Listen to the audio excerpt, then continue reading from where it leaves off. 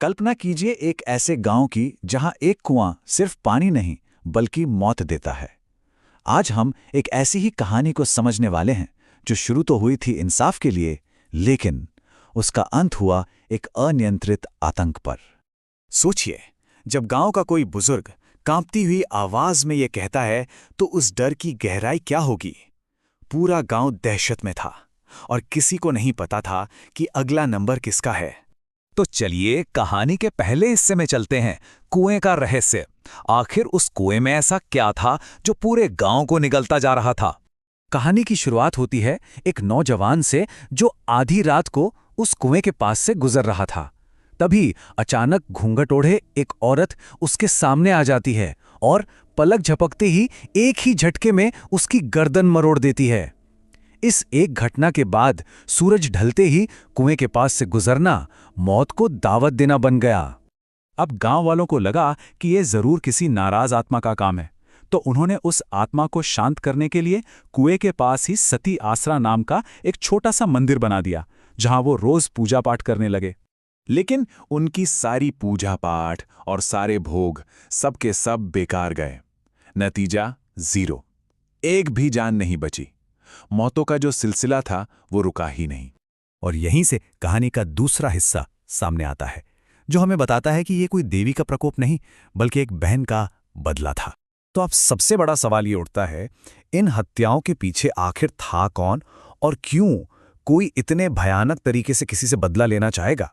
उस भयानक रात का सच कुछ और ही था। हुआ ये कि माया नाम की एक औरत ने रात के ठीक 2:30 बजे उसी कुएं के पास एक तांत्रिक अनुष्ठान किया।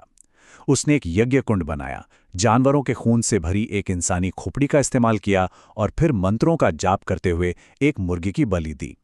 इसी खतरनाक अनुष्ठान से उसने कुएं में सोई हुई एक शक्तिशाली आत्मा को जगाया था। जैसे ही वो आत्मा जागी, माया ने उसे सिर्फ एक हुक्म दिया, जाओ और उन्हें खत्म कर दो, मुझे अपना बदला चाहिए। ये साफ था कि यह बदला बहुत पर्सनल था। लेकिन यहीं से कहानी एक बहुत ही खतरनाक मोड़ ले लेती है। हमारा अगला हिस्सा है अनियंत्रित आत्मा, यानी जब बदला लेने वाला अपने ही हथियार पर काबू खो बैठता है।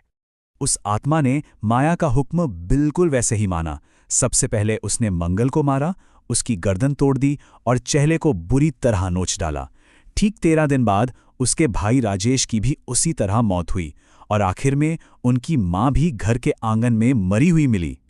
और यहीं पर कहानी का सबसे बड़ा ट्विस्ट सामने आता है। देखिए, माया का इरादा तो था सिर्फ 2 लोगों को मारने का, मंगल और राजेश। पर नतीजा क्या निकला? पूरा का पूरा परिवार खत्म हो गया और अब तो वो आत्मा बेगुनाह गांव वालों को भी अपना शिकार बना रही थी। माया के लिए सबसे खौफनाक पल तो तब आया जब उसने अपनी ही आंखों से उस आत्मा को एक बेगुनाह साइकिल सवार को मारते हुए देखा। बस उसी पल उसे समझ आ गया कि जिस आत्मा को उसने जगाया था उस पर अब उसका कोई बस नहीं था। तो ये सब आखिर हुआ क्यों? इस सवाल का जवाब हमें मिलता है कहानी के अगले हिस्से में, मंजू की कहानी। ये वो कहानी है जिसने बदले की इस आग को जलाया था। बात है 4 महीने पहले की। मंजू के पति की मौत हो गई थी। उसके बाद उसके ही देवर मंगल और राजेश उसे परेशान करने लगे। एक रात उन्होंने उसकी इज्जत पर हमला करने के इरादे से उसका दरवाजा तोड़ दिया। अपनी आबरू बचाने के लिए बेचारी मंजू ने भागकर उसी गांव के कुएं में कूदकर अपनी जान दे दी। और अब सारी कड़ियां अपने आप जुड़ जाती हैं। कुएं से निकली वो आत्मा कोई और नहीं बल्कि मंजू थी, और उसे जगाने वाली थी उसकी अपनी बहन माया, जो अपनी बहन की मौत का बदला लेना चाहती थी। अब हम पहुंचते हैं इस कहानी के सबसे दुखद और आखिरी हिस्से पर, अंतिम शिकार। जब माया को एहसास हुआ कि उसने कितनी बड़ी तबाही मचा दी है, तो वो अपनी गलती सुधारने के लिए वापस उसी कुएं पर गई। वो अपनी बहन की आत्मा को शांत करने के लिए एक और अनुष्ठान करने की कोशिश करती है। लेकिन जैसा कि कहानी में कहा गया है, और ये लाइन इस कहानी के अंत का पूरा सार है, मृत्यु के बाद आत्मा किसी की सगी नहीं होती।